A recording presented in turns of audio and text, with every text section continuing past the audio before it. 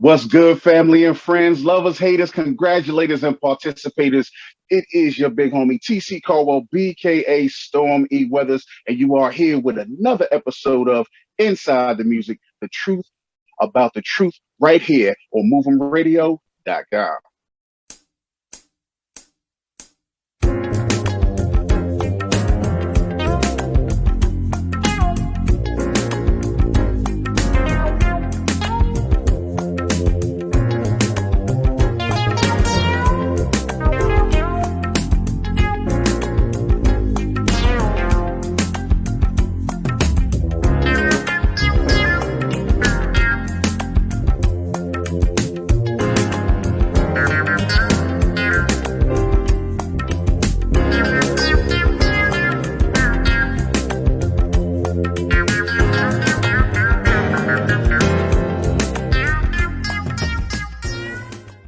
I am your big homie, TC Caldwell, BKA Stormy Weathers, and I am here with the best in the West, all the way from the Las Vegas Strip, King DC Don DeCosta and King KC Cousin. And like you heard, baby, we are here with the one, the only, Philly's own legendary hip-hop MC, FemC, Queen C, and other things. I get to say this to her now, slash Yvette Money.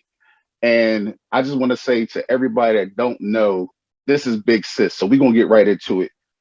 Yeah. Yvette Money, long time, right time. I but know. For what the people don't know, just please give us a little bit about Yvette Money. Well, Yvette Money is totally different from Monica, which is my government name. She a little loud at times. She's a hip hop artist first. Now she's an author, playwright. You know, now is about to work on her first film. So First film. Just to sum that up. You know, I don't want to take too much away from what we're going to talk about, but we're going to hit everything that you guys want to know. Well, It don't matter because it's all about you, sis. It's all about I you. see no lips over there go, ooh. So let's do like we always do. We right here on Moving Radio, especially on Inside the Music, the truth about the truth. We interview the legends, and I mean that in every sense of the word. We interview the legends here. I work with 3 legends from Las Vegas, and now I have another one that I'm interviewing, and I have the luxury of personally know you. But for the folks that don't know you, tell us, just give us the beginnings. Growing up in Philly, what was the childhood like? What was the household like? The neighborhood, the music that you were surrounded by coming up? I had the childhood that most of us can relate to. We all look like we're about the same age. You know, where you went to school, you played outside until the lights came on and someone came to look for you, you know, which was my grandmother. But, you know, my dad, on the other hand, he was real strict growing up into the home where I didn't get all that playtime outside, you know, because it was more so of schoolwork. And by the time you done schoolwork, it's too dark to go outside, because after I did schoolwork, I had the extra schoolwork that you put on top of the schoolwork, you know, stuff like that. So I look forward to going to my grandmom's house after school until my parents came to pick me up, because I had that time to enjoy playtime, enjoy jumping rope, enjoy playing dead man, enjoy playing wall ball. I was a little tomboy too, you know, playing at the arcade up at the corner, some pinball and some Pac-Man and, you know, stuff like that. Like, I just enjoyed that because, you know, it entertained me, you know, and I was the one that, you know, after dinner on Thanksgiving or Christmas dinners, you know, they say, Monica, get up and sing for us, you know, entertain us. You know, I was the one that the family would have stand up and do a little show. I thought I was a singer all the way up until somebody told me I can't sing. So, you know, that's when I wound up getting into hip hop. But before hip hop, I was on a show called Dancin on Air. A lot of people know it as Dance USA, Dance Party USA. as well. I was on that show in my junior high and high school, early high school years, until I became the Yvette Money. So I started rhyming with a girlfriend of mine. And when I started writing rhymes, I was anxious and wanted people to hear it and get people's opinion on what I was rhyming about. And I went to a Fresh Fest tour and went backstage. I had this guy, I'll never forget, his name was Sam, that worked at the Spectrum, and at the Spectrum, he snuck me backstage and I got a chance to rap for Lady B and Curtis Blow. And that was pretty much the birth of Yvette Money. That was the start of things. And when I rapped for them, it led me into going to New York, being in the studio with Curtis Blow when they did the song for Martin Luther King. And then I came back to Philly. I was rapping on Lady B Street Beat. And that's when Kitt Fresh, who is AKA Michael Elliott now, the film writer and producer, he heard me on a radio show and was waiting for me when we exit the building. And that's how Yvette Money became about. He asked me to do the song Dear Evette. It was truly his idea, the Dear Evette song. And here I am. Okay. Now, for those that aren't familiar with Philly, y'all heard her say Fresh Fest at the Spectrum. Well, Fresh Fest is similar to whatever big hip hop / R&B concert comes through the town. You have whatever's in New York, whatever's in Atlanta. Fresh Fest is what it was in Philly. And Fresh Fest actually traveled around the country, and like most big concerts, used different artists to headline and, of course, to open and fill the show. The Spectrum, that's Wells Fargo Center now in Philly. So when people say the Spectrum, what's that? They might think about the Spectrum down in Oklahoma City or another city now, but the Spectrum was where the Sixers play here, and it's Wells Fargo Center now. And you talked about the music, and I think we all got to stand up and sing for us at the family functions. But you just mentioned something. You just mentioned Dear Evette. For those, again, for the folks that are listening and watching right here at movingradio.com, what song is Dear Evette? Dear Evette is LL Cool J song. And I did Yvette's Revenge. I came back as Dear Evette. And a lot of people know LL Cool J. And now a lot of people who are listening, they're like, oh, that Dear Evette. Yes, yeah. I'm that Dear Evette. So you dissed the, I'm gonna say he's in my Mount Rushmore. I don't care what nobody else is talking about. It's the GOAT. I get it.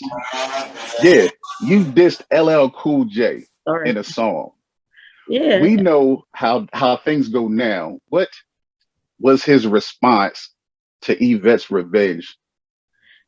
Well, he didn't heard it. We all know he heard it. He didn't respond to Yvette's Revenge with song or verbally. It was all action.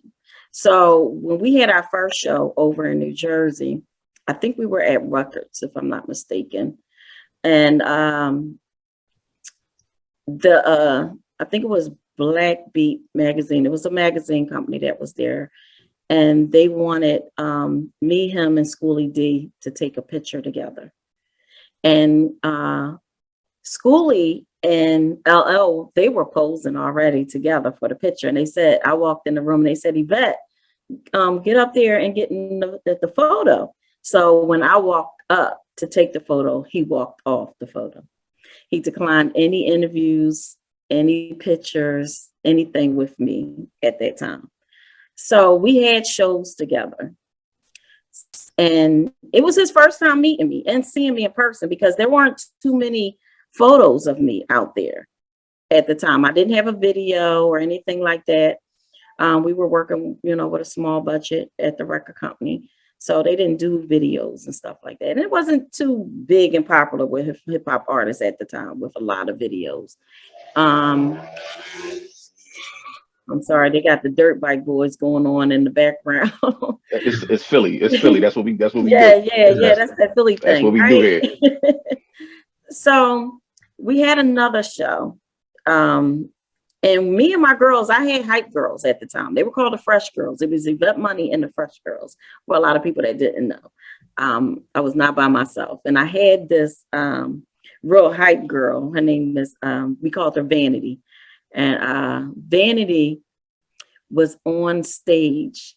And when we had our very first show, we were dissing all the way. You know, we came in there with like what? We ain't backing down, like what? We gonna do this or what? So we had that type of attitude. And when we did our show, we really dissed them hard. And Vanity would come off and hype the show up. And, you know, we're gonna bring out Yvette Money, Dear Evette, you know, FLL, this and that. Like, and we doing shows with them. So this one particular show we had with him, she was doing her thing, and then his dudes came out on the side of the stage, I guess, to intimidate us. And we was like, "What's up, girls? We gonna do this or what?" We was like, "F them. We gonna do what we came here to do. We ain't not stopping our show." And Beth came out, aka Vanity. She was like, you know, FLL, this and that. And it had the crowd like, you know, hype. And, you know, where he at? He in the back, what? Twiddling his balls and stuff. Like, she was just like raw with it, because we were just raw girls back then.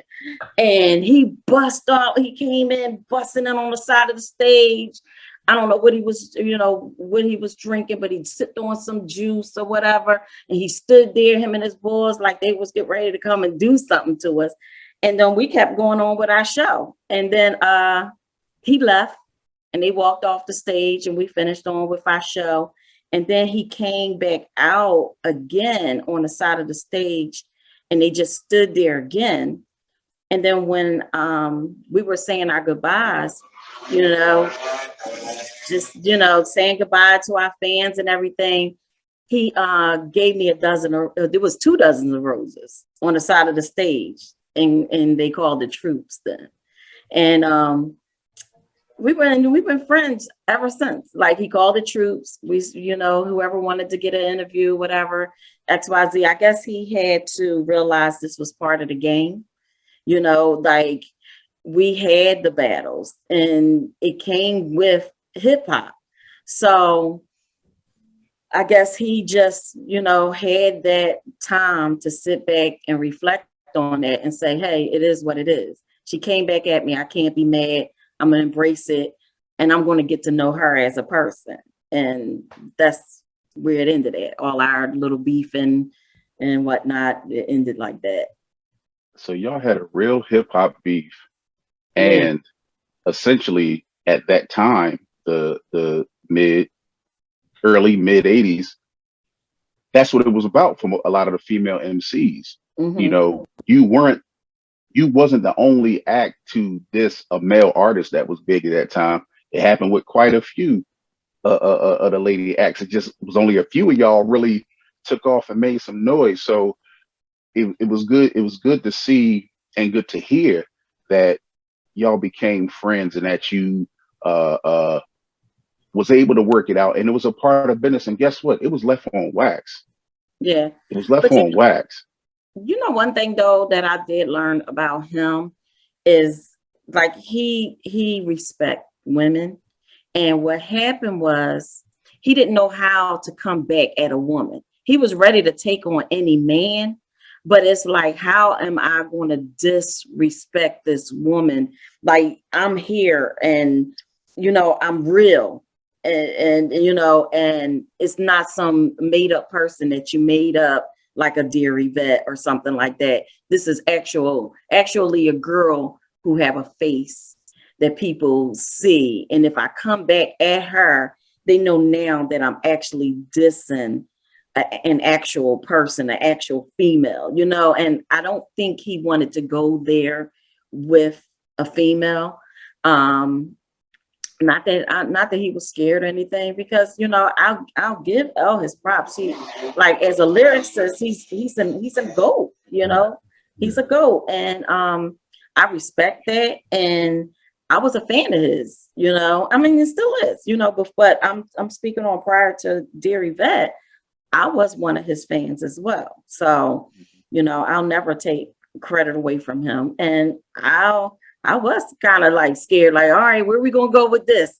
And now how I'm gonna come back even harder than this. Like you can't get no harder than this. So I was like, I was feeling like I was at a checkmate for real, because I came too high. So when you were hitting the game, it was like MC Lyte, Latifah, Lil Kim was on the scene, wasn't she? No, No, that was Lil before. Kim wasn't on the scene. Latifah wasn't on the scene when I came out. It was MC Roxanne Lyte at that time. Shante. Yeah. Okay, Yeah, Roxanne, Shante. yeah, okay. I'm even trying to think, was MC Lyte out at the time? She was she was on the she was like me in the wings watching, but then she got in with y'all on that back end. But we're gonna get to that. We are right here with Yvette Money, Philly's own MC Queen, legendary hip hop pioneer. We're gonna get right back with her for more questions from the Kings right here on moveemradio.com. Inside the music, baby, where we talking to Yvette Money right here. There's a lot of rumors going around. It's so bad, baby, you might have to skip town. See something smelling. Say, you has lost the roots, lost the spirit, and lost the culture. I don't think it's lost. I think it's found. It's just a loose. Just a loose it goes.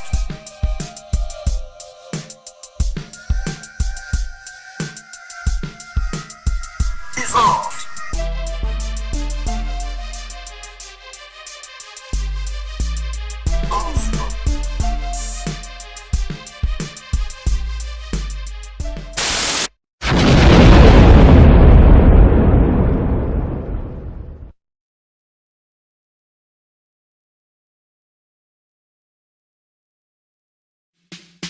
Dear Evette, dear Evette, dear Evette. Yeah, baby, we back with Yvette Money right here on Inside the Music, the truth about the truth. Philly's, one of Philly's pioneers of hip hop right here. You know, because we doing Hip Hop Plaza, because you know what I'm saying, we came off the Boulevard 95 South from the BX right here to PHI LA, period. And I'm here with my brothers, the Kings, KC Cousin and King Don DC DaCosta. And we gonna keep it rolling with Yvette Money right now. What y'all got, fellas? Well, my question is, at that particular time, there were very few female artists that were rappers and hip hoppers. What made you decide that this was something you wanted to do? Because I couldn't sing. And I wanted to entertain. I love being on the stage. So I had to get on the stage somehow, some way. And so hip hop, that's where it was at for me, you know, and it was comfortable. You know, I felt like I was in my comfort zone. You know, once I got into hip hop, you know, you couldn't help but love it. You didn't want to dance or anything? Yeah. I didn't want to do what? Anything? Dance, you know, back. Oh yeah, back then. I was on Dancin on Air. Yeah, I was on Dancin on Air. That was a TV dance show. And you know, I was on there for a couple years. I was a regular. I used to get fan mail and everything like that. But once this record deal came in, you know, it was a wrap. It was just like, come on, let's do this. Like I'm gonna go on the road. I'm gonna do some shows. Like, you know, that was like the highlight of my life, especially at 14, 15 years old, you know. And I was trying to think of, all right, how I'm going to do this and not go to school too, because I was not a fan of school. Only like school because of friends. But other than that, if my thing was this Philly thing is like crazy. I don't understand. Yeah. Can you close that for me? I don't. There's somebody is real hype going up and down the street right now, and But if I could go on a road with a tutorer, like this was like my ideal. Like when I heard I was getting a record deal, I said, oh, cool. I could just have my own private tutor. I could do schooling maybe 2 hours a day. I could do like, I was just thinking of all those little crazy things that young teenagers think of, when they're presented a deal like that, your mind start thinking you're a star before you actually find out all the politics that goes on with the industry. Well, we like to talk about the politics of that industry. That's why we say inside the music, the truth about the truth. So since you were looking forward to the tutors and 2 hours of school and the stardom, and you got this deal, tell us what the haps was with your deal and with the business and what you discovered about being in this business at 14, 15 years old. That you don't get paid. But they take advantage of young teenagers like us who was actually doing something that we just enjoy doing, and we didn't know, all the money that was involved, in this industry. We just thought, look, we can just do some shows, we can go on the road and just have fun. That's all we're thinking about. We're having fun doing something that we enjoy doing. But when you find out, that, and hear numbers and money that people are making off of you, and you're not making pretty much a dime, then it start to put a big sour taste in your mouth.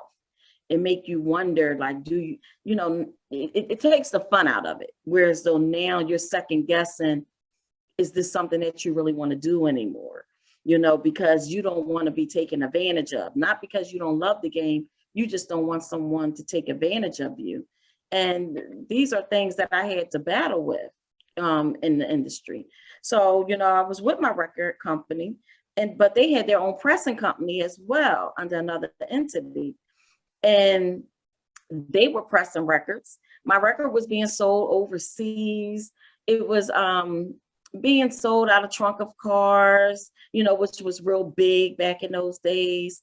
And they came to me at the end and told me I only sold 15,000 records. And I'm like, what? So they pretty much said they didn't owe me any money. We can break even, break off, and, bam, we done. And this was after giving them 4 singles. I think it was 4 singles, 3 or 4 singles I did with them. And they pretty much said that I only sold 15,000 records, which was bull crap. Because when I went with later on Island Records, I did a tour with Island Records down south. We visit the pressing plant that was down south. Even though my record company had its own pressing plant, they teamed up with other people that had pressing plants. And I found out in the pressing plant down south, and I met the guy. He was like, oh, I finally get to meet you. And he said, do you know you want gold out of here off of Yvette's Revenge alone out of my pressing plant? And I'm like, what? So like, to take that away from somebody over greed, they'll be dealt with in their own time.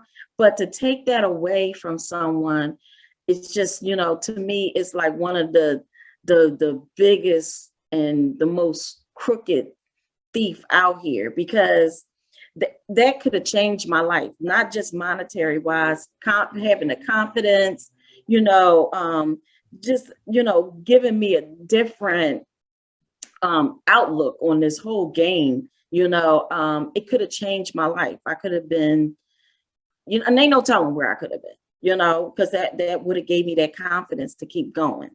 But it was stolen from me. It's a learning lesson. All of us have had that learning lesson whereby somebody else is getting the candy, you're getting the wrapper. Yeah. Had that experience. Yeah. There you go. Sorry to hear that, Casey. Just I mean, like, there's things that we learn, but sometimes, the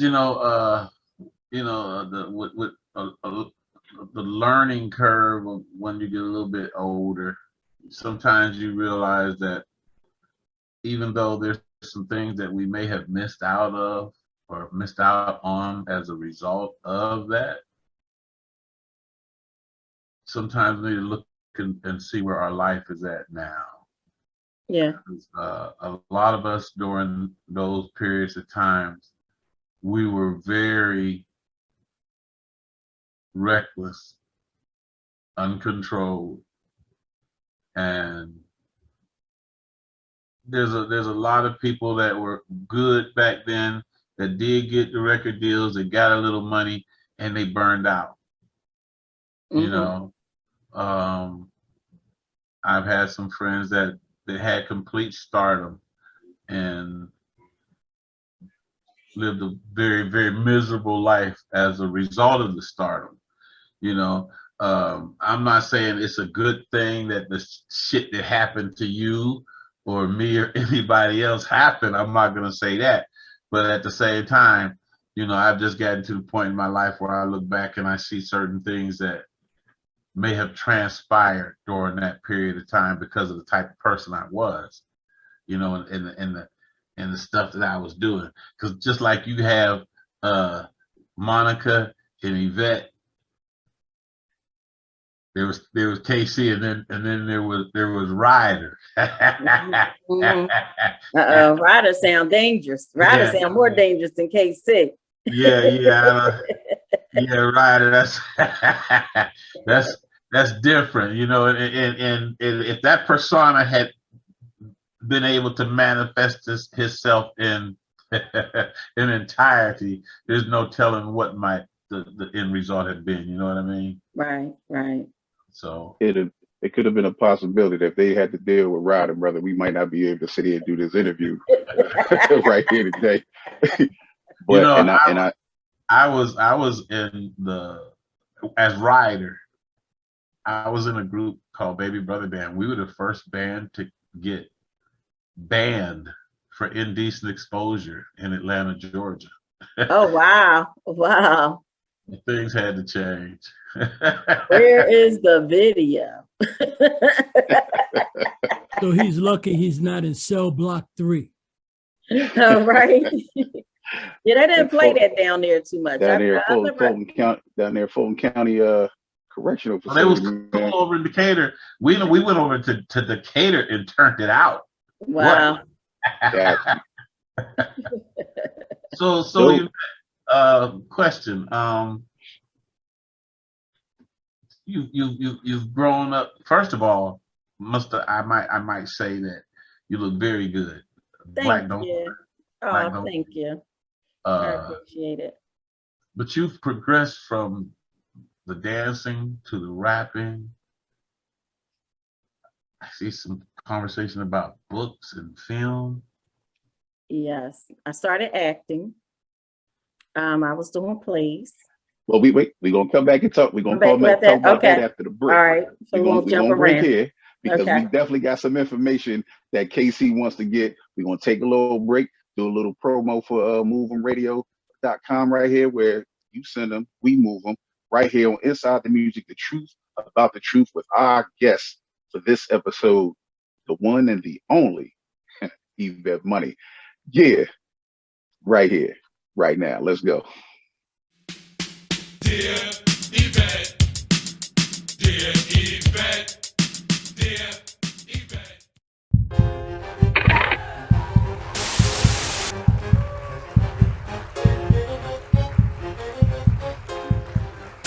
Hey, you. Yeah, you. What are you doing? What are you doing right now? Sitting on the couch, playing a video game. Are you an independent artist? What are you doing right now? Are you pushing your music Hustling, grinding. as far as it can possibly push? What are you doing right now? Doing a bunch of shit that ain't got nothing to do with pushing your music. What does it take for you to Hey, get up off your ass do something real simple. and send your music in right now? Get up off your ass, man. At Move 'em Radio, it's as simple as that. Come on. What you doing? It's just as simple as that. Move 'em radio. You send them, Send it in. we move. That's all you gotta do. Huh? Send it right now. You send them, we move them. Let's go. Yo, Studio with the Flow, or Moving Radio, you send them, we move.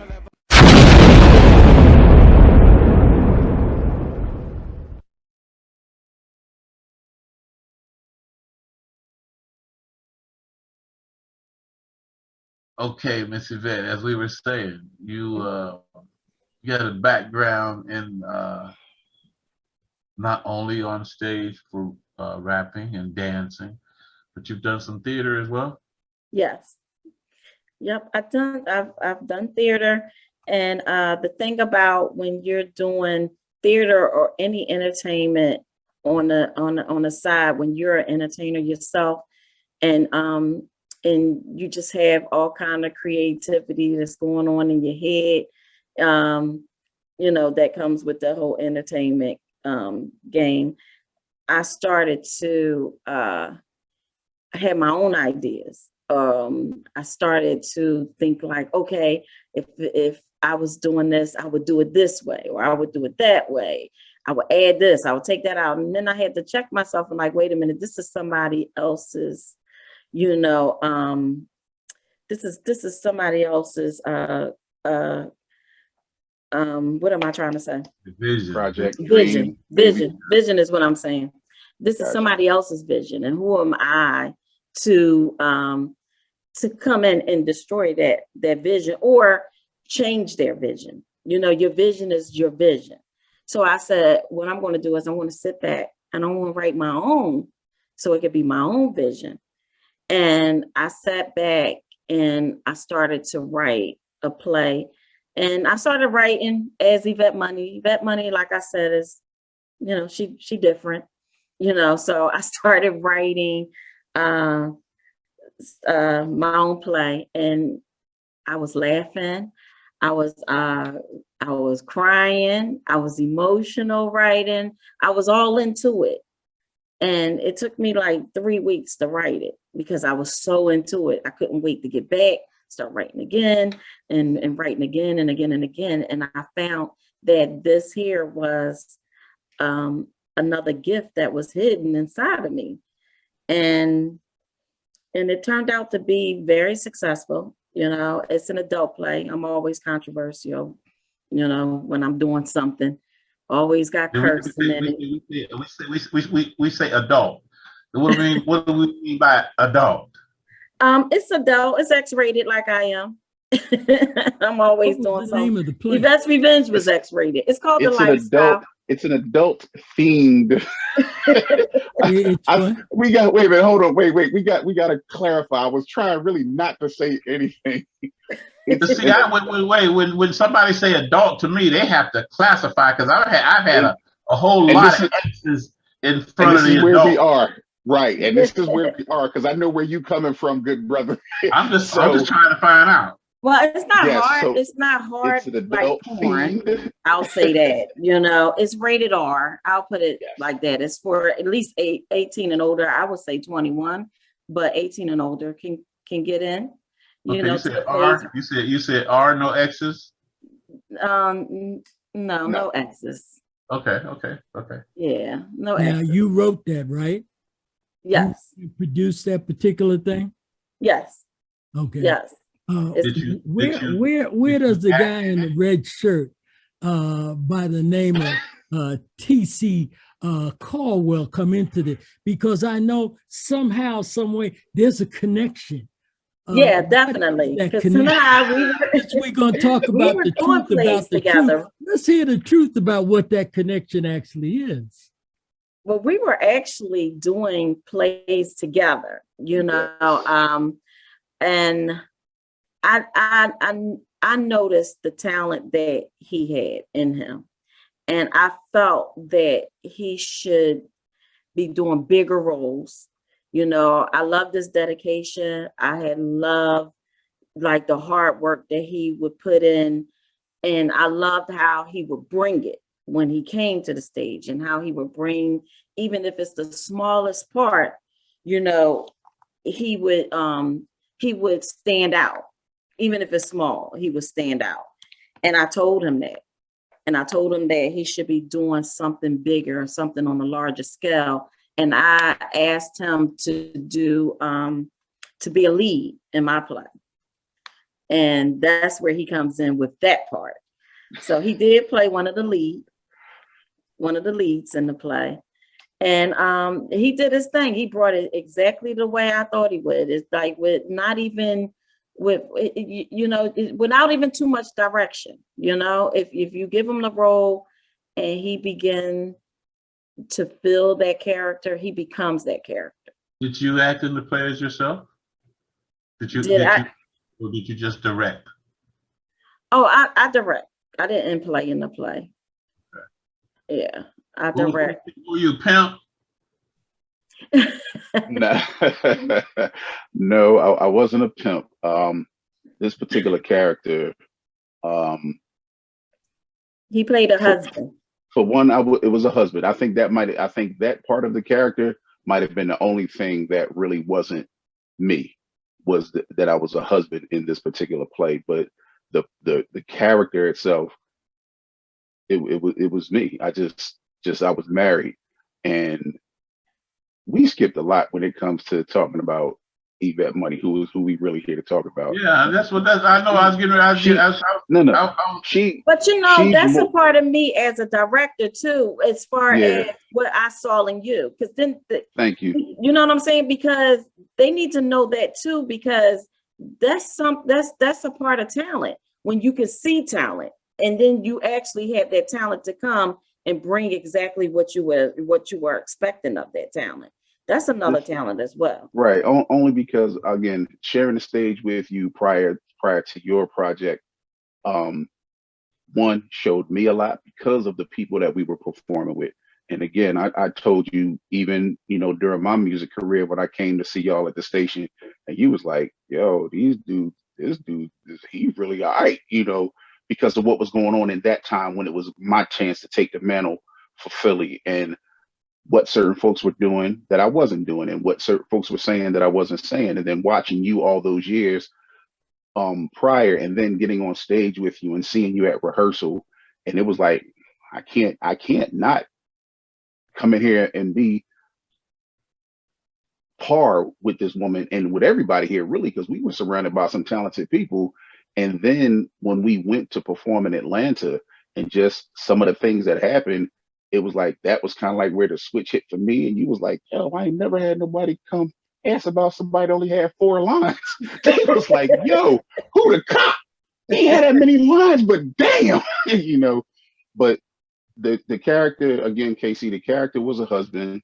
It's an adult theme play. I don't want to give away too much, because I'm not sure, because we got it's a movie coming, so we'll be talking about that as well.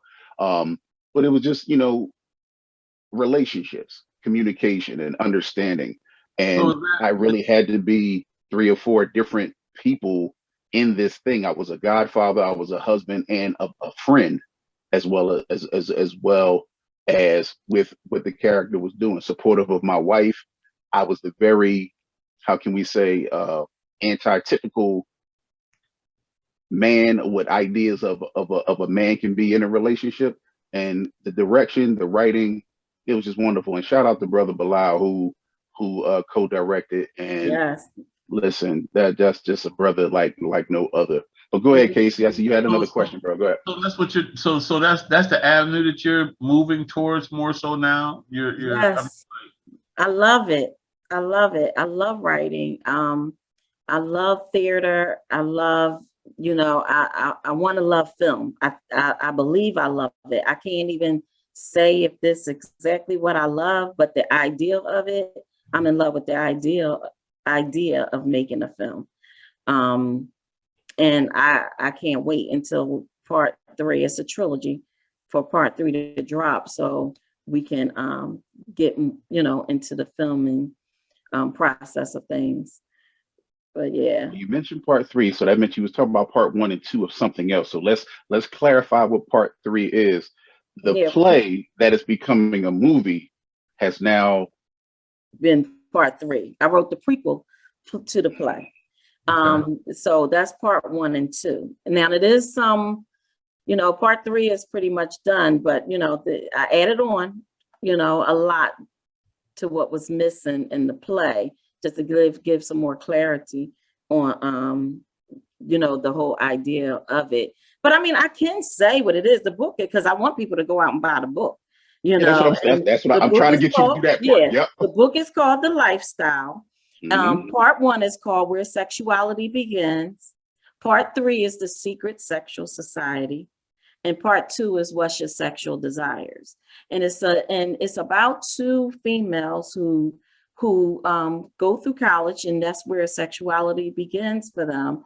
That and they take you on this journey of how they grow into being women and their sexual experiences.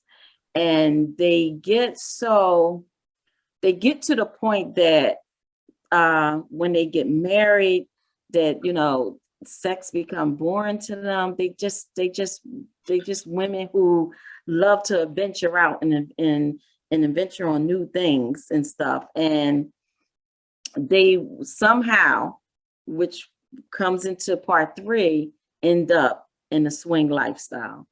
So that's pretty much what the book is about. You have to buy the book to fill in the gaps. Would it? Say that again. That wouldn't be about the 3 angry women. Oh, no, that's another one. That's another one. I had to ask that question because my wife happened to see that. And her question to me was, why are there 3 angry bitches? What happened to them to make them angry? See, and I told you, I love controversy. So and, quite you naturally, know, I had to ask the question because I'm going to get asked.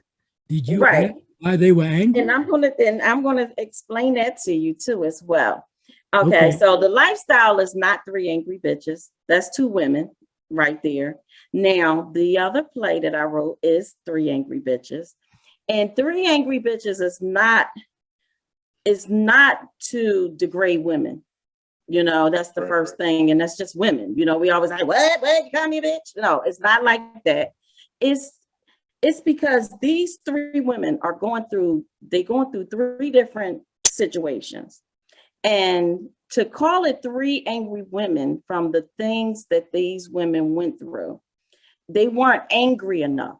Because I don't care what woman you have from the women that I've seen and grew up around. And it could be from a church woman to, you know, a woman on the street.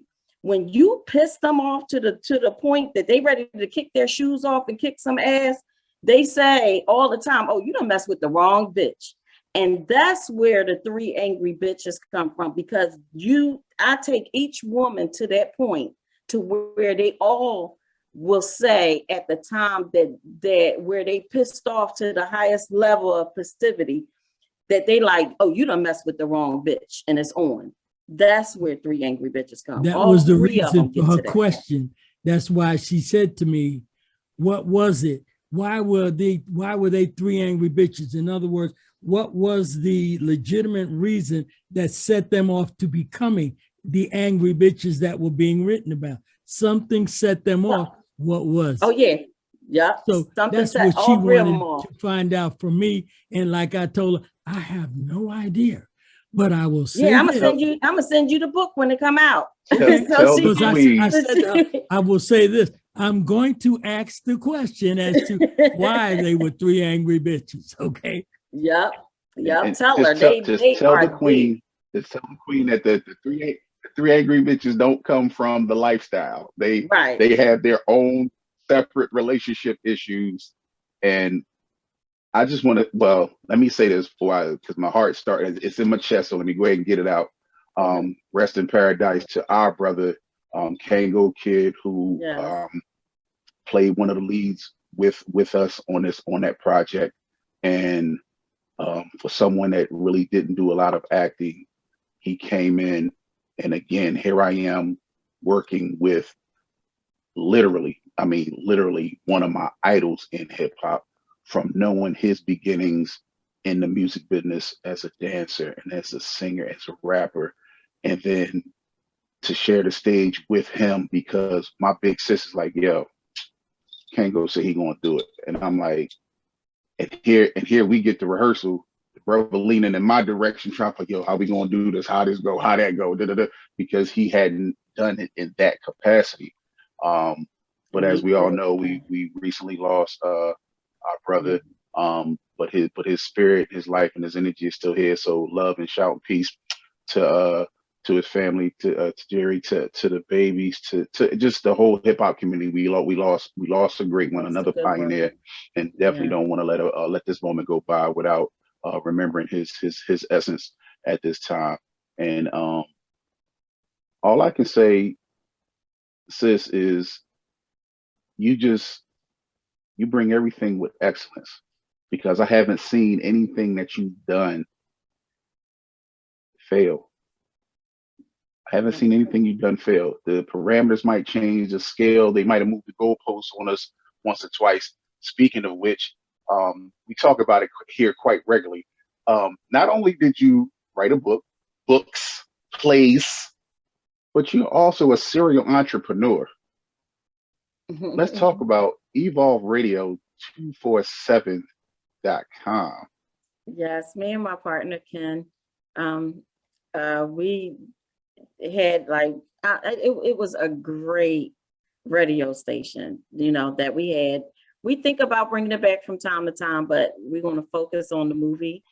We still together, we still partners, we still work together, because he behind the scene, he always did music, did all the engineering work and whatnot, lighting, you name it. Like, he's there if I need him to add his expertise to things. Also, even prior to that, I had daycares. I had 2 daycares prior to that. I had hair salons. And I just have a thing, like I said, there goes that vision again. When you have this vision, I just like to move on it. It's hard to let it go when something is just keep elbowing you, on your side, like, come on, you can do this. Like, I hype myself up all the time.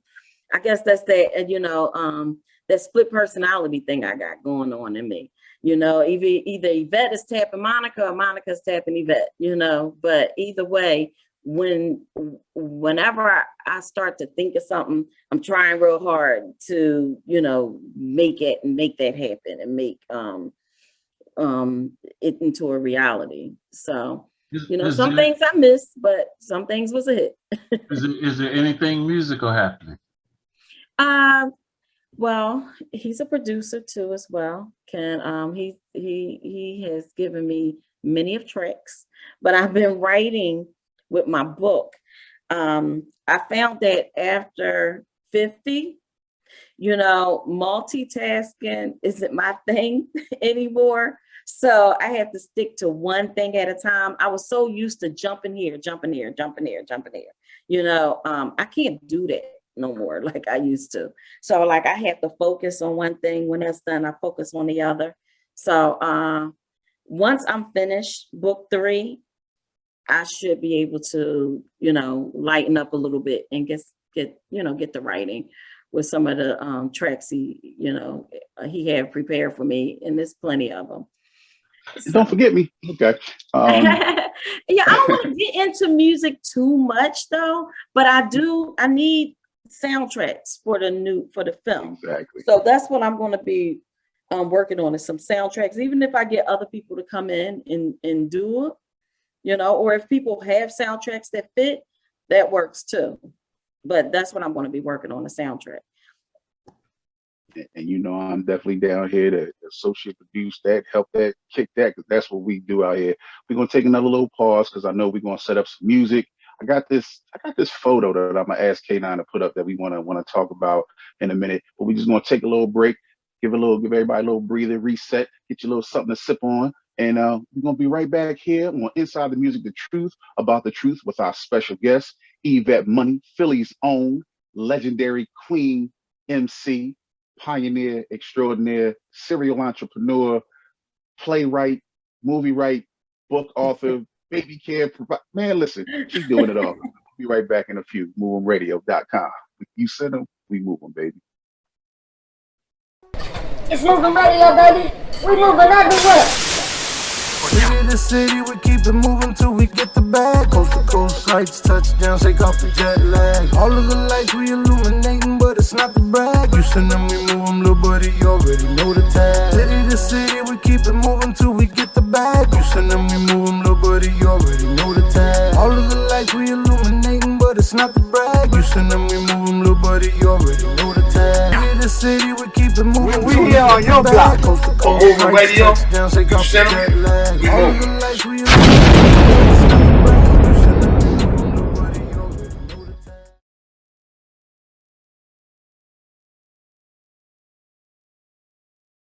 And we back right here, baby, inside the music, the truth about the truth with Yvette Money. Before we went on break, we were just talking about her serial entrepreneurism, how successful she has been. She admits that everything might not have been as good as she wanted, but I can attest that it was better than most. I've had the pleasure of watching her career from being on that next rung under in the Philly hip hop scene.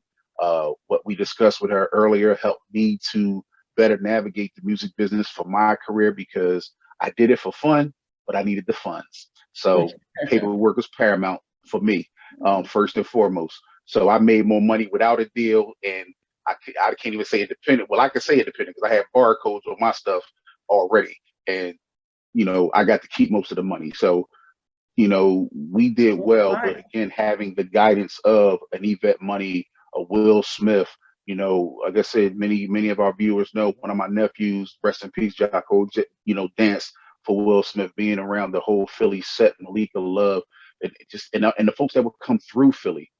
But again, I say, watching Yvette Money do what she did from a couple years behind, everything was successful to me. Again, because everywhere I went, she literally was there.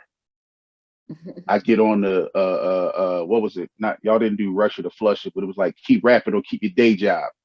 And me and my squad came in. They was like, "Yo, y'all better keep rapping," because we had our own sound. We had different sounds within us. She was somebody that encouraged me from that point. JC and all the people that was around at that time, Lady B, just that if you don't know Lady B, then something wrong with you. So I shouldn't even have to go too long and far into that because she's another icon from the city. But Yvette Money has just been extremely successful from where I'm sitting. I was on the #1 radio station that she owned, and we didn't even know it for a while because everybody was so busy with acting and traveling and performing. And come to find out, for 2 months, we were the #1 BDS internet station. Yes. She go check the mail and get the things that we was #1 for the last 2 months. Yes. I joined one show. I joined the Christian hip hop show, and then again, replacing a legend, I get asked to take over the Unsigned Hype show that was hosted by Chuck Nice. I'm like, God put me in some good positions with good people, and I definitely feel, you have been one of the good people that have helped me to this day, with what I'm doing, and even the ascension that I'm on, in the stage and film and TV venues, because you really put me in the front for that's where you needed to be. That's where you needed to be. See what was happening. Yeah, but like, why keep waiting? You needed to be there, and that's that thing that was taken from me, when I was, younger and in the industry, that confidence. And once, you hear the good in you that you already know that's there, and that somebody else recognize it and give you that chance, it's a wrap from there. And then you did that, like once you heard it, you did it, and you haven't stopped yet, and that's all you needed to do, was to hear it. Yeah. And I want to say thank you, because again, from the beginning, like when we talked, I told you I've been on stage since I was 6 years old, hit the professional piece of it at 14, 15, just like you. And it was just like, okay, but I had some guidance. I had some people around me that went through some things to help me better understand and navigate what I was getting into. And for a young age, I was kind of off-putting for a lot of the folks in the business, because I listened to what happened before I came on. I listened to the people that had deals and was doing shows, and those humble beginnings, again, help us all. So we got this picture, and I'm looking at this photo, and I see legend after legend after MC legend, and everybody's not from Philly. who all do we have in this photo? Okay. So you have Sparky D. Mm-hmm. Let me tell you, I'm going to start from the left to the right. Okay. Okay, and we're going to go from the back row. Okay. So next to Sparky D is Sweet T. Mm-hmm. Then it's myself, the standing. I'm going with the ones that standing. Myself in the Mhm. yellow. You know, Philly Mhm. was different. We used to Mhm. wear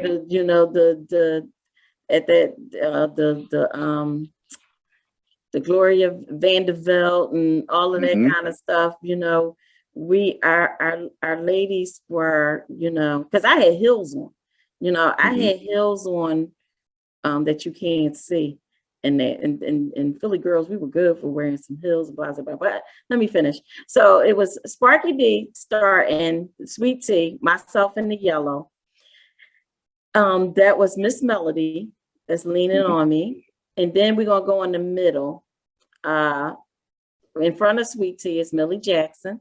Mhm. And in front of me is MC Peaches, who actually played your significant other My in the significant play. other, Three Yeah, Angry Bitches. Three Angry Bitches. Yeah. and I can't forget Sparky D played the counselor in that's Three right. Angry Bitches too as well. Then in front of Miss Melody, that's one of Sparky D dancers. Mhm. She have on pink. Then I'm gonna go back over to the left, and you have another one of Sparky D dancers. She have on the brown. I think that was like Louis Vuitton. Then you have Roxanne Shante in front of Millie Jackson. You have MC Lyte that's in front of MC Peaches. And then you have Finesse from Finesse and Synquis. Mhm. That is a very, very special picture. That photo What is was it very taken special. for? Talk to him. There you go. Go ahead, Yes. ask that question, sir. Yeah, because Auntie's in there. So if Auntie was in there, I want to know what it was taken for. Well, actually, we had a round table discussion with female rappers. I think we took that picture back in like 88. I had, you know, I still do, but at the time I had like a little potty mouth. And I remember my record label. I was with Island Records at the time. Label mates with Eric B. and Rakim and Grace Jones. We were all on the same label. And they told me I was not allowed to curse during this interview. Yeah, I'd like to know if anybody said that to my aunt, because that show wouldn't have flown. Oh yeah, because they were cursing and I was sitting there like, all right, you know, like you taking away from me as a person of who I am and my character as Yvette Money. Like if you want me to be in character with this interview, you need to let me flow. Yeah, you So I tell Aunt remember Millie telling, that and see what happens. yeah, because I remember telling a story and I had to use the word B. I said somebody called me a B, and Roxanne and I was like, B. And I was like, look, forget this. I said, he called me a bitch, you know, and I had to really, you know, like forget what the record company said, and then, you know, got a little loose after that. But it was a roundtable discussion, and we all as females sat down and talked. We talked about our experiences as female artists, how we got there, and all that good stuff. And it was a really good interview. We had, you know, it was like a luncheon and interview all in one. We took the picture feeling great about each other, you know, and it was just a really good thing. And that picture, you know, wound up being in the Smithsonian Museum, which was the greatest. This was like, even if I don't have a lot of money, that right there cannot replace money to me, you know. I mean, money can't replace that. I mean, so that's my biggest payday ever in this whole game of hip hop, whatever. That's the biggest payday ever for me.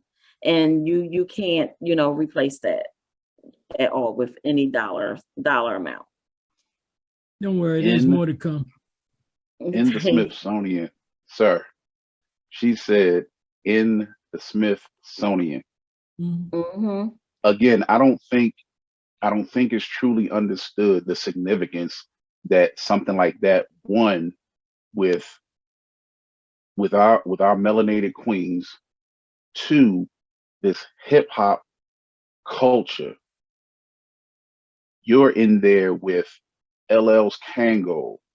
You're in there with Michael Jackson's glove or something. You're in the Harriet most historic Tubman, you know, like you're it's in just, the most. That's what I'm saying. Get ready to just start from yes, entertainment, going back to the gun that Harriet Tubman carried, yes. the the clothes that Sojourner Truth, the things that they took from our culture to preserve and to say, this is who you are. Mm-hmm. Do we feel that another opportunity like that is possible in the hip hop culture with so much going on? And we know, because we all know, because we're from the community, no one can take care of our communities like us. Do we think that we can find ourselves in another opportunity to have a roundtable where we have something historical come out of it? Because look at what's happening in our culture right now. To be honest with you, I don't see it because, like, and it is possible, but I just don't see it because at that time and during the 80s, like that, it was unheard of for all female rappers to get together and have a roundtable discussion that went really well like that. They wanted females to be at each other's neck, and we weren't. We embraced one another. We loved one another during that whole time, and it just was something that was great. Even and it was and we were still fighting, to pave the way for other females. So the females are here now. So it wouldn't be a big thing if you got the females today at a roundtable discussion. It wouldn't be as big as that because we did that already, and I'm trying to think of anything that haven't been done in hip hop. This is why I get frustrated a little bit with the new hip hop heads now because they don't, share the history. They don't share where they came from. They make it as if they started everything. And it was a whole fight. It was a whole political fight. It was so much for us back in the day to get on air, and we didn't have social media, nothing like that. All we had was each other, the underground, and to keep this thing alive and to be able to break the doors down to show that we're worthy of this opportunity, just like anybody in rock and roll or R&B. So during this time, this right here, that's why it's in the Smithsonian Museum, because this was something that was considered a breakthrough that created history. And I don't see our history no more. Our history is disappearing. So that's why I don't see this breakthrough happening ever again, because what is it that we have in now today that needs to be preserved? What was done yesterday. And that's right. Yes, sir. I'm out here on the front lines with the youth here in the city. When y'all were breaking through and coming out of that place we were at during that time, that was during the cocaine to the crack era, and y'all found a way around that along with dealing with this business because you know what was going on behind some of those closed doors. Right now, I feel we have to reestablish our community. We have to reestablish saving our youngsters and finding out why we're not getting the help that's needed to save these young lives. Again, the median age right now for what's going on in this city and Chicago and Houston. The median age is dropping from 23 to 27 to 15 to 23 of young melanated princes and queens being murdered. And we're finding out that the doers are the exact same age. So we have a tool, we have a conduit, we have something we can use. And that's why I asked, because it might not necessarily be the breakthrough that will get put into the Smithsonian like you queens did, but I do believe with the influence and with the power that many of these artists have and the influence and the exposure that they have, that something can be done.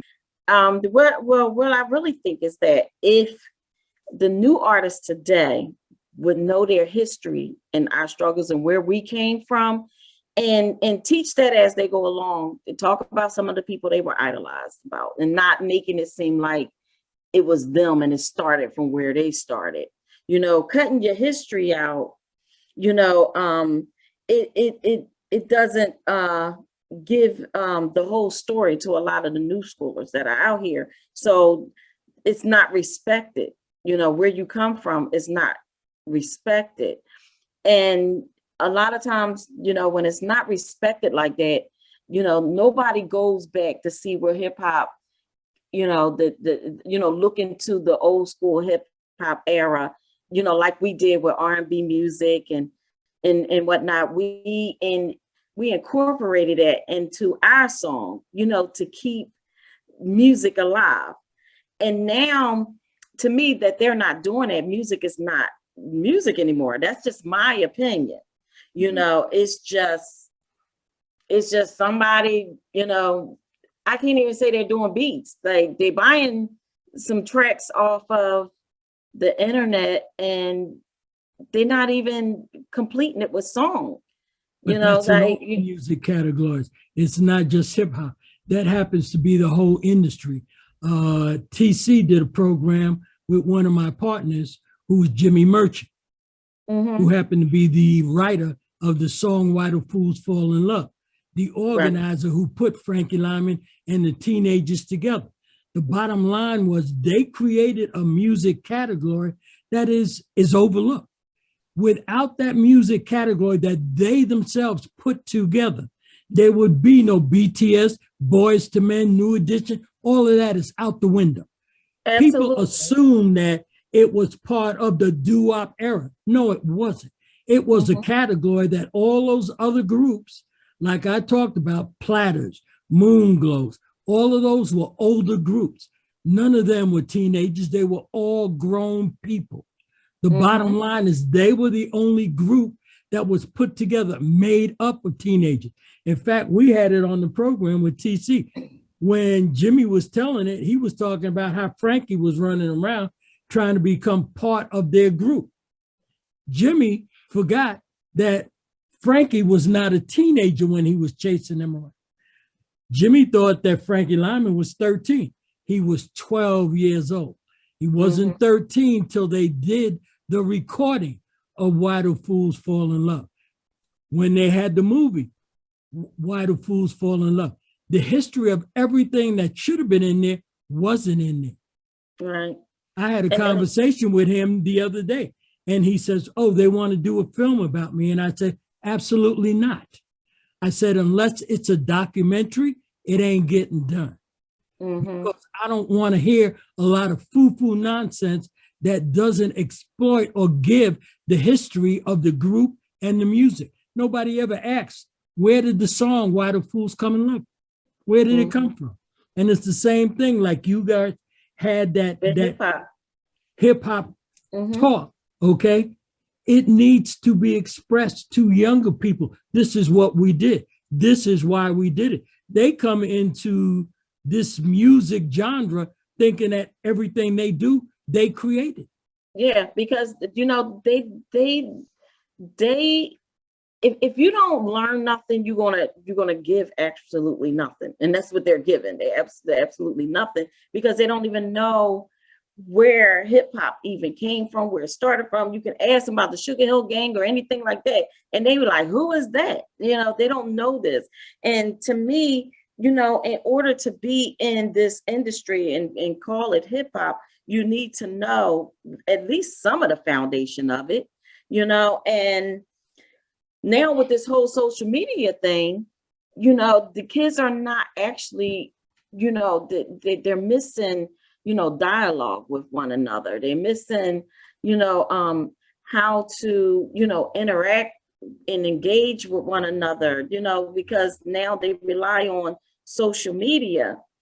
So if you don't even have that as a talent, how can you make a song? So that's why, to me, all this mumble rap or whatever they call it, it ain't even rap. All this mumble stuff that doesn't even make no sense to some is making millions of dollars, and it's clearly mumble rap. You know, More than you the have people that initiated it, more than the people that initiated and created it, these kids know nothing about. And you need to go back to stuff like the people that you work with, talking about people like Kool Moe Dee, you know, people like Curtis Blow, Furious Five, you know, they don't know anything about that. They have no idea what they did. So there's no mind of exactly what they collaborated and what they put together. And the noise that they're doing, they think is music. It's not. It's noise. Right. It is absolutely noise. It's not informative or anything else. And to what Storm was saying, you know, that can be a breakthrough. You know, these new artists that's doing, you know, the so-called rap today, mumble rap, whatever you want to call it. If they came together, did like a self-destruction type of thing, and actually rhymed about something that we can understand and be passionate about it, and talk about some good things, you know, as far as changing the world, changing how, you know, the black on black crime is, you know, is high, you know, and ratings and all that kind of stuff. Hey, that could be another history record for the books, you know. But I think they're lost, you know. But if somebody can come together and do that, that would be great. That would be a great thing. Well, maybe the two of y'all need to put something together and make it part of what I call a Philadelphia experience. Hey, yeah, it could be. It could be a nice Philadelphia experience. But I gotta figure out who is who. I don't even know these people, to be honest. Yeah, because I don't listen to it. I got you. I got you. Because my thing is, I just remember how there was comparisons with gangster rap. So that was our era, gangster rap, and how they felt it depicted so much violence, and then the retort was, well, Arnold Schwarzenegger, Bruce Willis kill 100 people in a movie, but nobody is saying that they are what you're saying that us as entertainers rapping about something is. And Schwarzenegger was smart enough that while he was making Terminator movies, he was also a part of the Presidential Academy for Fitness. So he got out there and depicted himself in a different light, working and showing children the benefits of healthy living, exercising, and things like that. And that's kind of like what we're asking is, do your music, but once you be honest about it, the music is entertainment. Because most of y'all, and I hate to even, I love them, but I hate to even talk about, you know, Lil Durk and all the cats coming out of Chicago. They're kind of starting to make that turn, but it was like these guys are literally rapping about the killings that they're doing, and then surprised that they're getting killed or getting locked up. Like, come on, man, what part of this is not what that's not what this is for. And like you said, if you don't know your history, you're destined to repeat the doom that we had to go through getting to this point. So I just hope that one day at some point we can get to where we move away, or at least where folks will be transparent and say, listen, this is how I feed my family, but my family is protected because we don't want to be out here robbing, killing, and so somebody's eventually got to put the step forward. I see Kevin Gates he's one that is really in touch with his spirituality and talking about how he's a peaceful person, and even his rhymes have changed. And every so often he might go there and rhyme. Like, you know me, when you asked me to do the play, you was like, listen, I know you don't like to cuss on stage and this, that, and the third, but this character, and it was like, all right. And we worked it out because for the sake of the art and to make the character believable, but at the same time, respecting and knowing and understanding the person I am, because I'm the first one to say, hey, I don't want no trouble. I don't want no problem. The difference is I'm not afraid of any.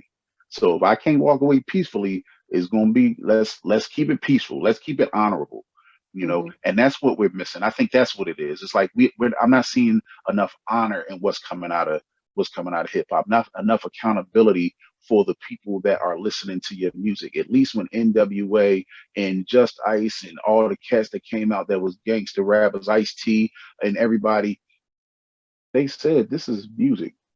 I got to go home and wash clothes, vacuum my rug, take care of my children. I don't live this life. That's why I do the music, so I don't have to live that life. And they made it clear in interviews.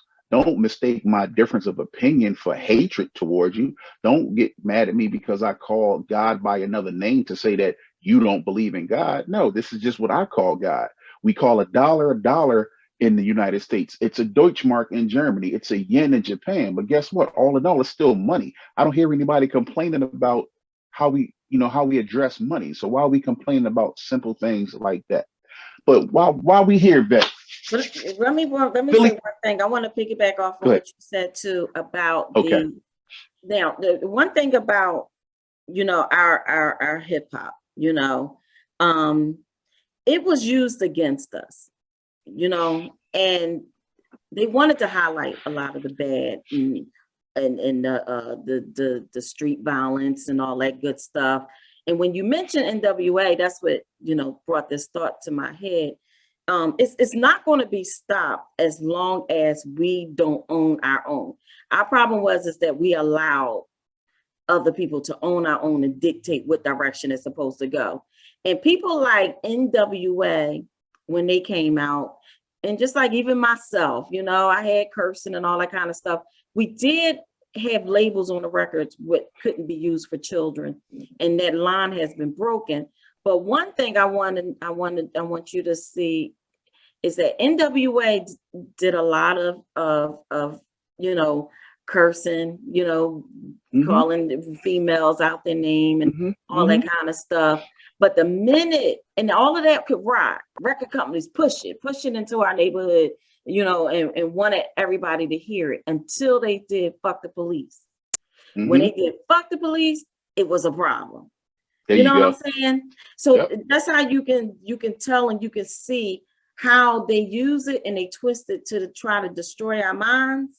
And now it's only getting worse. That's why they're allowing the people you were just talking about, I don't know who they are, but to make songs about killing people and this and that, because they want that to be a trickle down effect and be highlighted in our neighborhoods. So that person can't.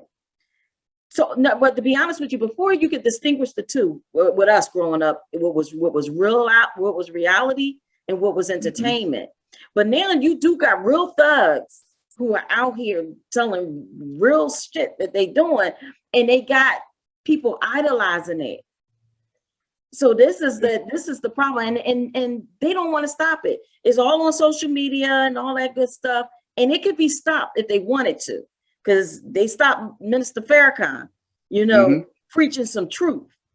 They stopped him for doing it. Anything that is good, for some reason they stopping it, but for some reason everything that is bad and that they want to highlight, so our kids can continue to be real, live this destructive life and lifestyle. They pushing it like crazy. That's always been. I made a statement, and Mr. TC actually highlighted a subject when he talked about Will Smith what took place with him. You remember that? Yeah. Yeah, we get, and that's actually where we get ready to go. Because that's where we get ready to go. So let's warm it up, because that was the topic of conversation. If you take a person, Will Smith's ilk, and he goes and pays for 25 people to go into a house, okay, buys the house for them, they'll talk about that for 3 days. Mm-hmm. That thing that took place with him, with Chris, that crap will go on for the next 3 to 6 months. Yeah, and they even just did a song about it that somebody sent to me. You go on TikTok, there's all kind of films and cartoons of it and everything. They will talk about it for the next 3 months. That's how the media works. Mm-hmm. But I will say this. I will say this. When I talk about putting together something where you get people from younger hip hop area to sit down and discuss different things like you people did,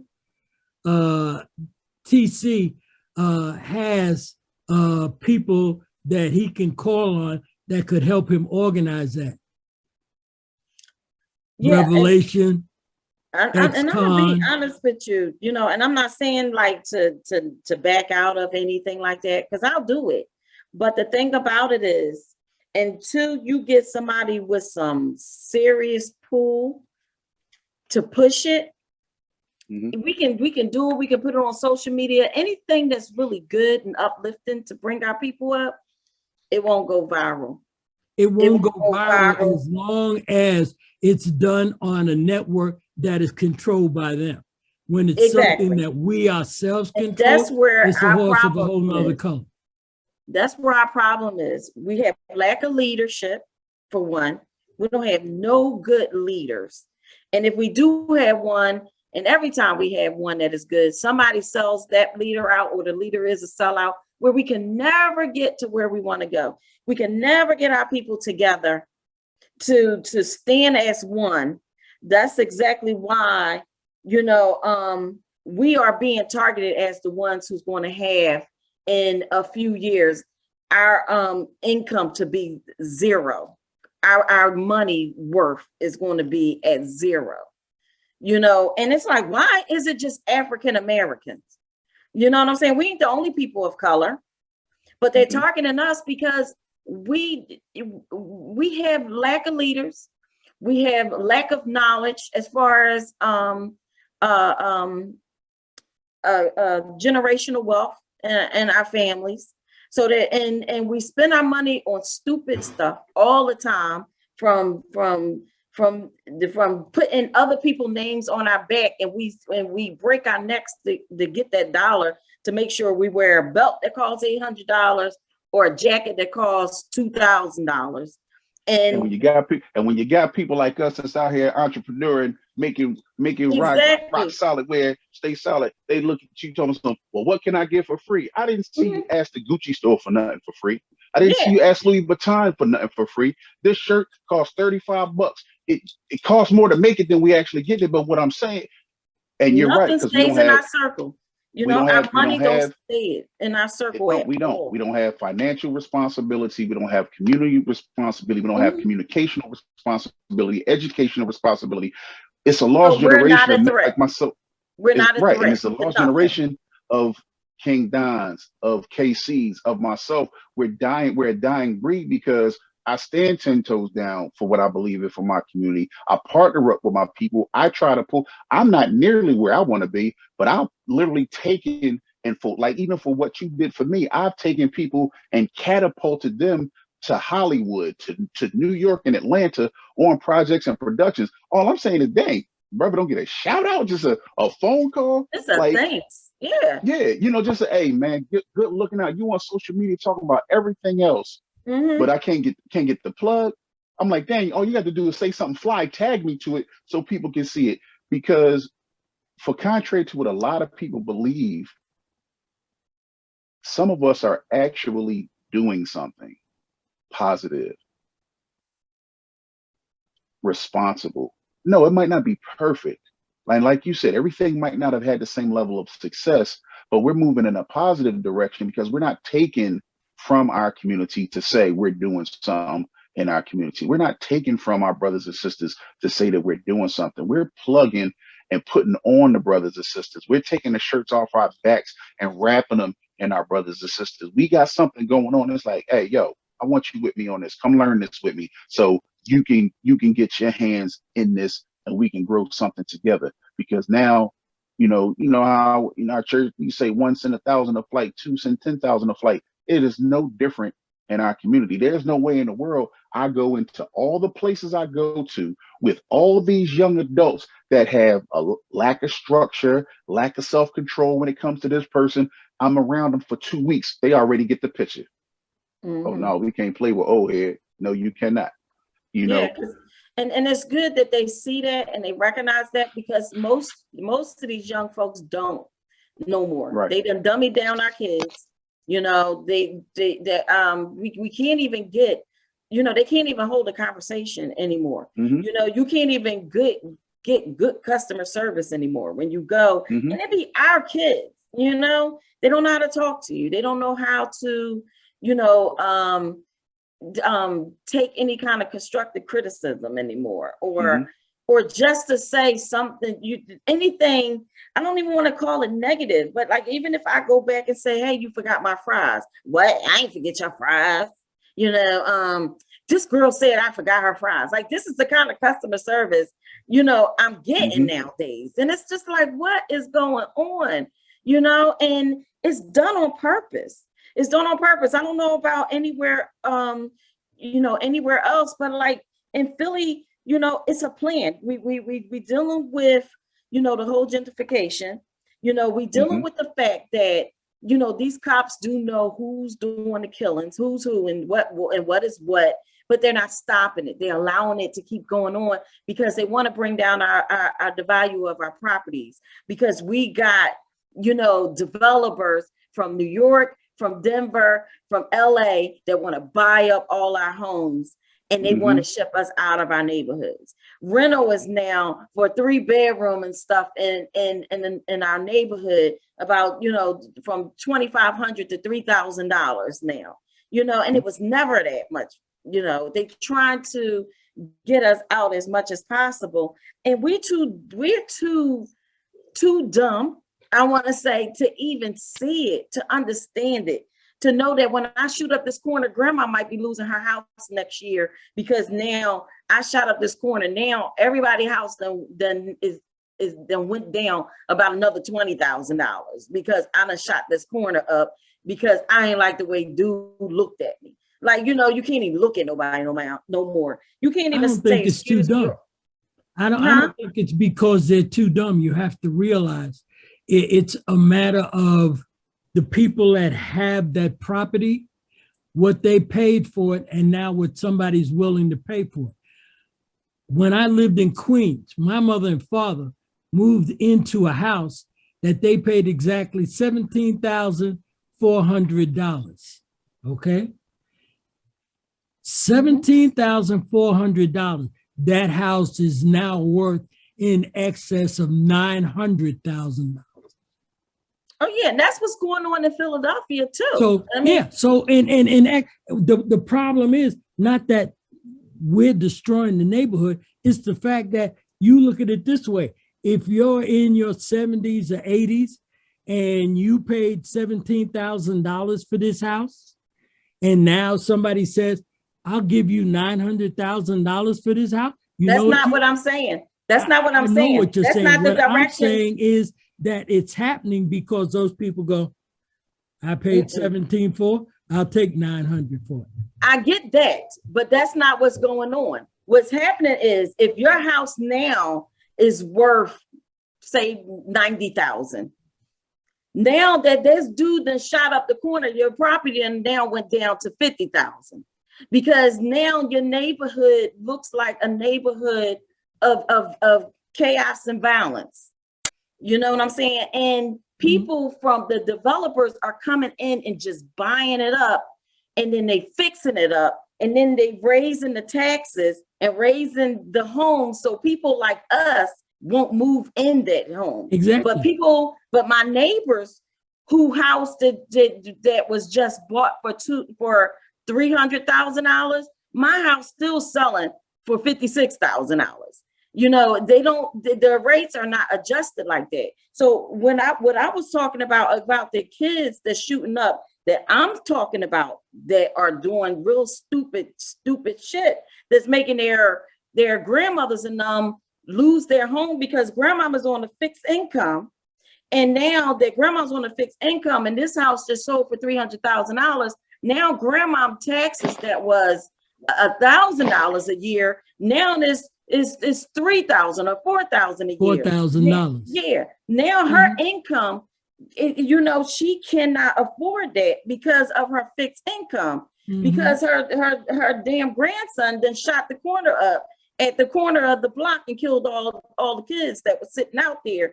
Now she had no choice but to sell her home, and to sell it way less than what the value is going to be after the people who they sell the homes to, that they trying to bring into the neighborhoods, from what they purchase it for. She's not going to get nothing close to that amount of money. I get what you're saying, and that is what's happening in Philly, but it ain't us that's getting that $900,000. Trust and believe that it ain't us. And one thing I just let you know, I you know, and I know these things because I'm a committee woman, you know, for my neighborhood. I'm a committee woman. I be in these meetings with the senators and you know, with the state representatives and the congressmen and all that kind of stuff. We sit and we talk about these things that are going on, and we talk about how, you know, the policing had just seemed like it just totally stopped. It just totally stopped. They don't even stop people for running stop signs and stoplights no more. But what's so funny to me is that the neighborhoods have gone down. It's nothing but violence going on in Philadelphia, but white people are moving in. Since when they moving into neighborhoods where they just shot the block up? Since when they comfortable doing that and running and jogging up and down the street 12 o'clock midnight? Since when is that? Unless they have a plan. And what the plan is, if you Google, you know, Philadelphia, you can Google West Philadelphia, where I'm from, 2035, people who have houses in certain areas and stores and businesses, they're not there anymore on the plan of 2035, because it's a plan for them to come in to allow us to keep killing and destroying our areas so we can bring the property value down so these people can move in, take our property, and kick our asses out. And that's what's happening. And as they move in, what happens is the next election, I'm up in this election coming up, but the next election to come in, and as they keep bringing these people in, who's going to vote for me next time? I doubt it very seriously if they're going to vote for me, or they're going to vote for my Black senator that's in office, or, you know, anybody else that's Black in office. I doubt it very seriously. Because you won't be representative. The basic, we won't be the majority no more in our neighborhood. The residency will not be representative of who actually lived there before. So exactly, because they're all going to be guys are gone. Yeah. All right. Exactly. So with that, committee woman Kitt, committee woman Money. We're gonna take our last break before we go into our last segment. Come in with our closing thought. I got a little soapbox moment, so I'm gonna give it a few minutes on the soapbox. We're gonna talk about something very particular to Philly, and we're gonna close out with Yvette Money right here on Inside the Music, the truth about the truth on MoveRadio.com, where you send them and we move them. Be right back to you.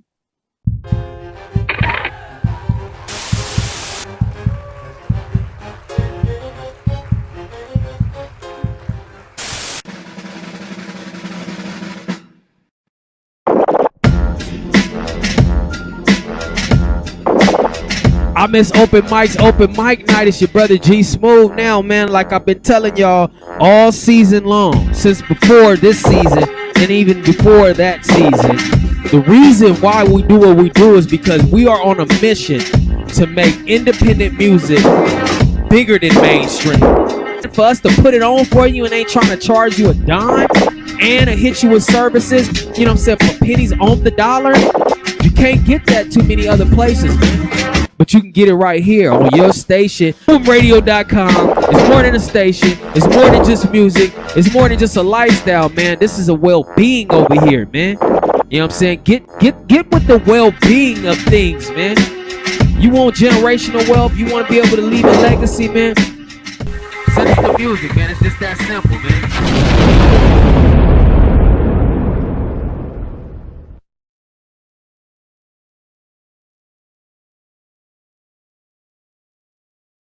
Jada, I love you. G.I. Jane 2, can't wait to see it. All right?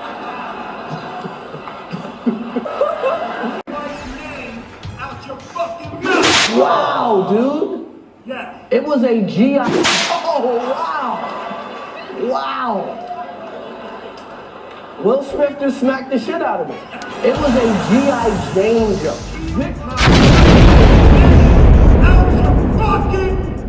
I'm going to, okay? Okay. Welcome back, family and friends. We are in our final segment of Inside the Music, Truth About the Truth, with this episode's special guest, Yvette Money, who just told us that she's also a committee woman. So she's an elected official as well, doing right by the community. But I'm not surprised because this is all I've known of her and what she does just as a woman, as a queen and making things happen for as long as I've known of her. But I want to get on the soapbox for a few minutes.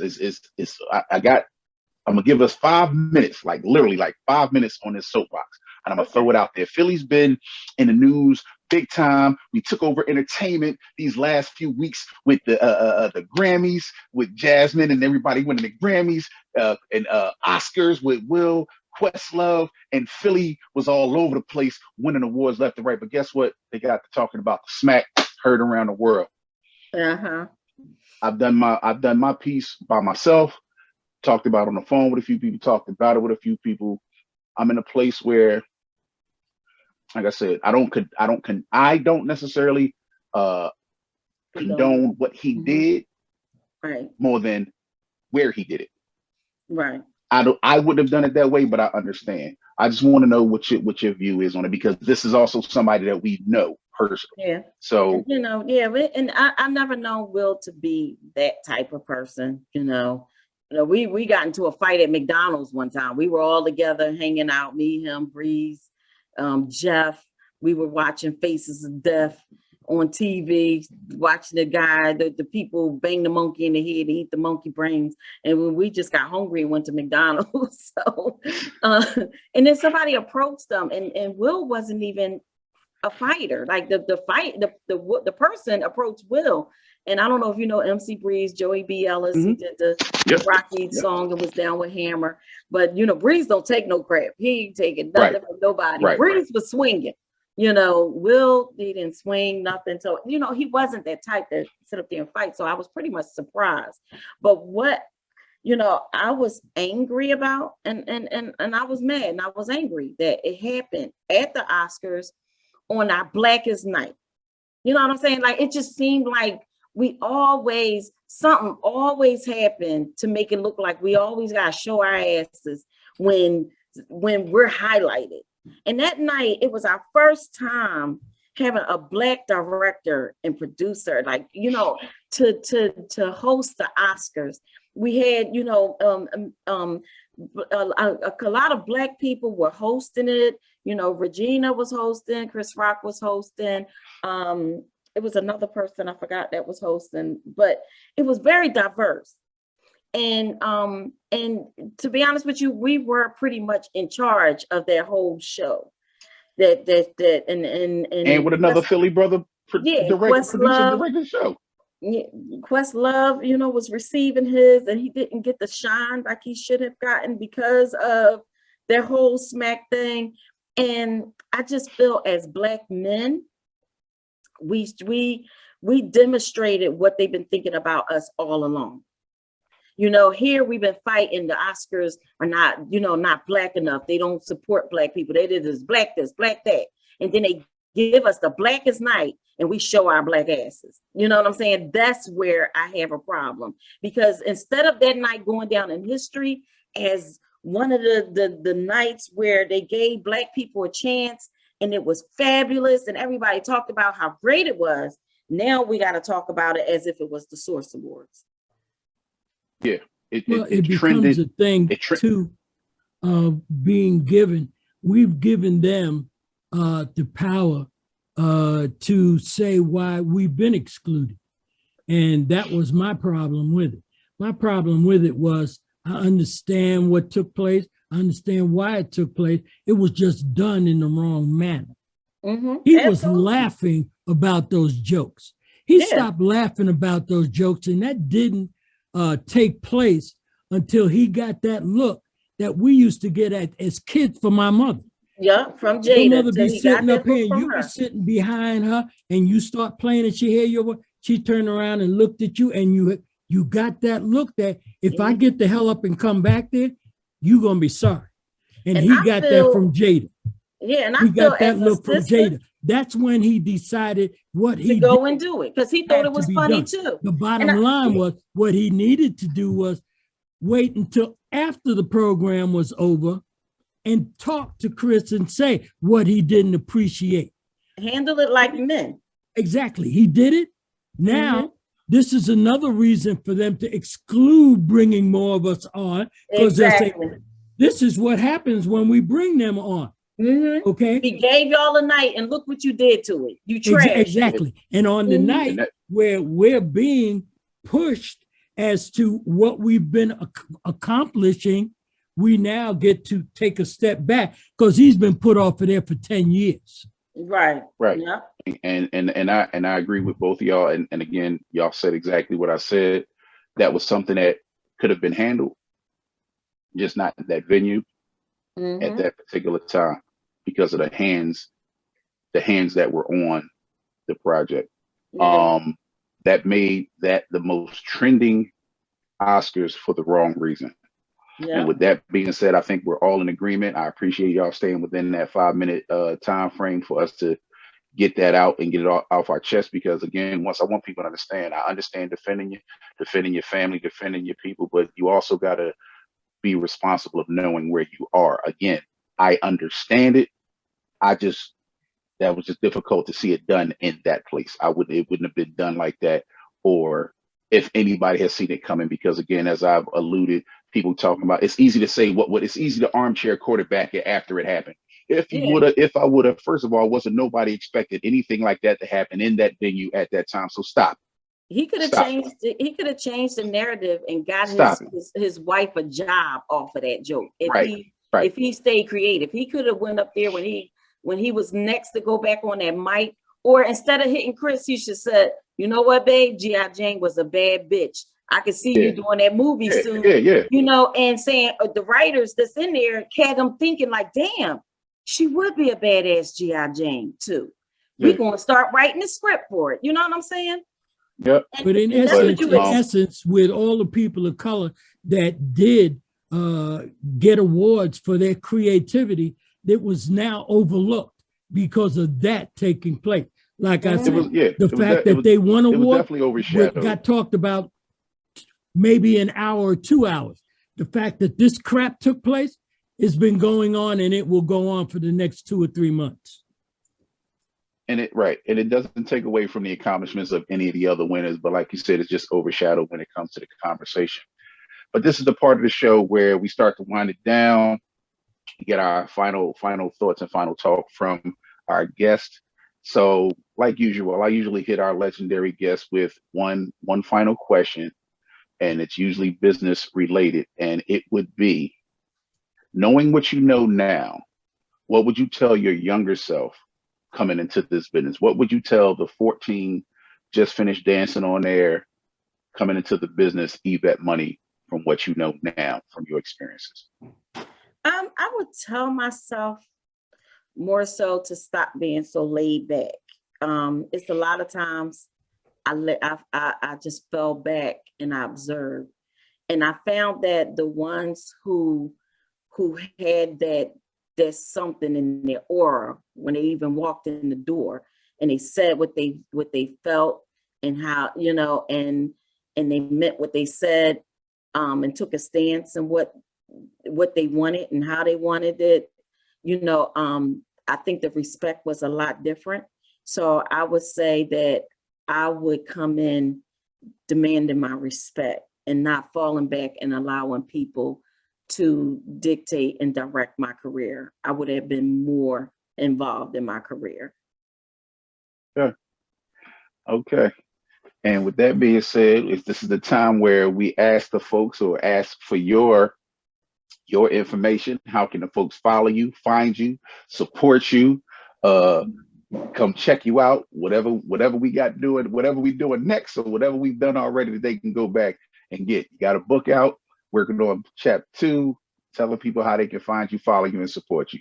But the book is pretty much on everything. So if you just Google the lifestyle where sexuality begins, it's under Why Money.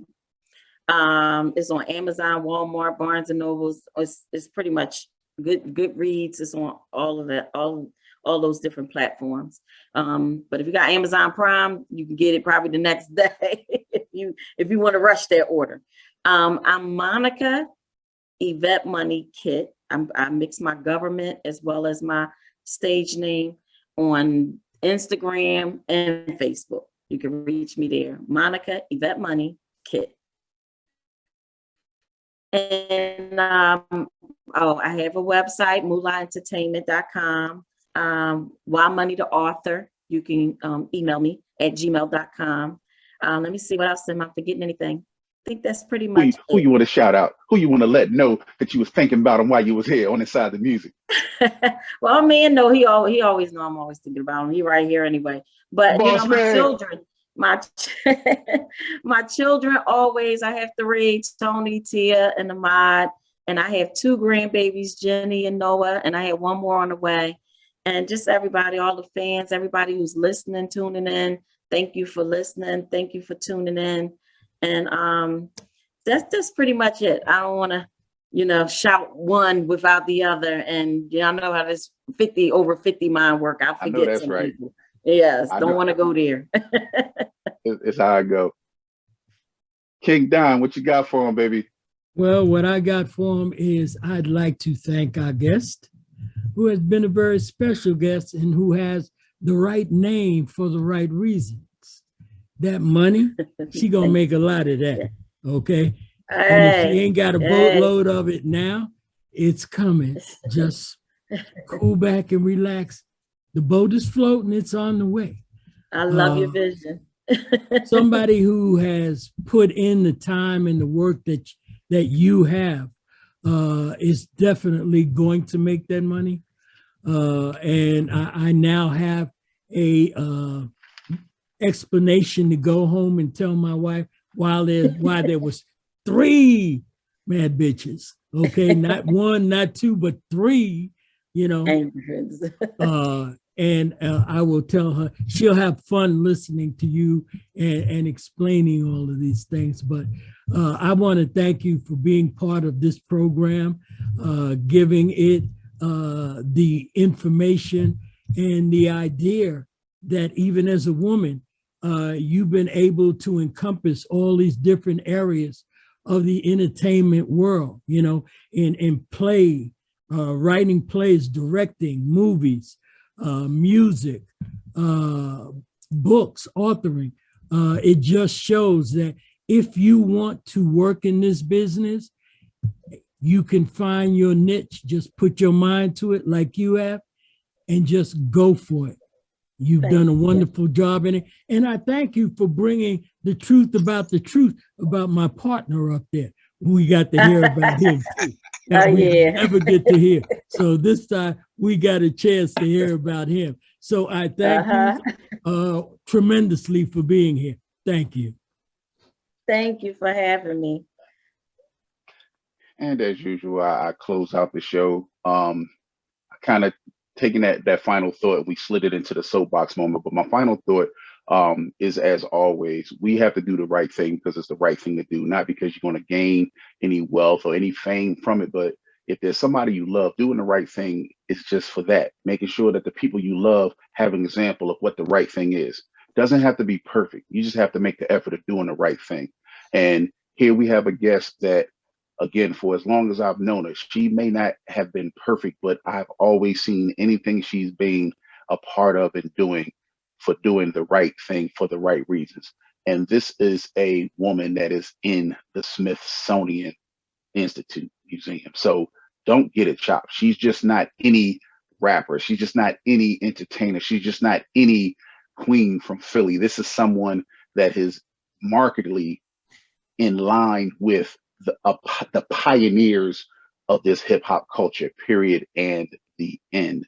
And with that being said, big sis, I want to tell you I appreciate you. Thank you for jumping on and coming on board instantly. Oh my God, how many times have I interviewed you or we've interviewed somewhere together for either a show, a project, but to actually just sit back this time and actually ask the questions and listen to the answers, it just another, I just feel, again, another honor because of how long we've been doing this together, how long you've been doing it, and what your career means to Philadelphia, to women, to hip hop, and just in general.